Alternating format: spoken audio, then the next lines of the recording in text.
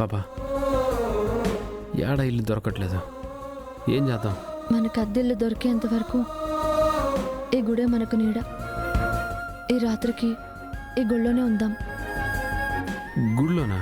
ఎక్కడో ఫుట్పాత్ మీద పడుకునే కంటే దేవుడి సన్నిధిలో పడుకుంటే కనీసం పుణ్యమైనా వస్తుంది. పద. సరే.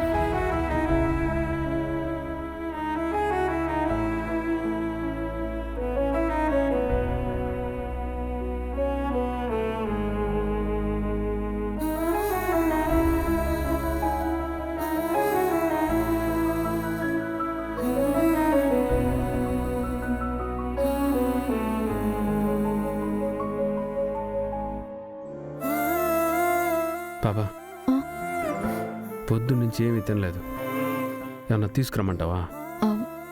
నాకు ఆకలిగా లేదు. నీకు ఆకలిగా ఉంటే వెళ్ళి తీసుకురా. మనసు బాగాలేకపోతే ఆకలి చచ్చిపోద్దంటారా? నిజమేనేమో. నాకు కూడా ఆకలిగా లేదు. సర్లే, ఈ రాత్రి గేడ పడుకొని రేపేదో ఒక ఇల్లు చూసుకుందాం.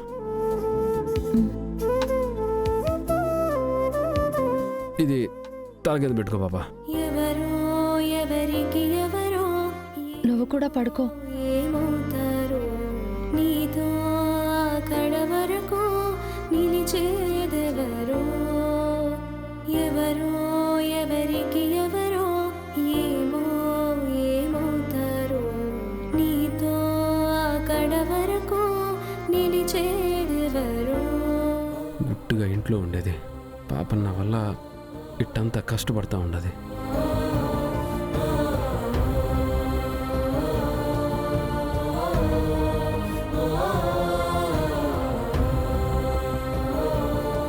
చిరంజీవి ఇంకా పడుకోలేదా? ఒంటరిగా నువ్వు పడుకొని ఉండవు కదా పాప, అందుకే నేను కూర్చొని ఉంటాను. నా కోసం మేలుకొని ఉంటావా? వద్దు, పడుకో. 2 రోజుల నుంచి సరిగ్గా నిద్ర కూడా లేదు నీకు. లేదులే పాప, నువ్వు పడుకో.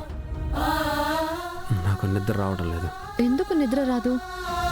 ప్రశాంతంగా నిద్రపోతేనే. రేపు మనకి చాలా పనుంది. ఊరంతా తిరగాలి, ఏదో ఒక ఇల్లు వెతుక్కోవాలి. పడుకో చిరంజీవి.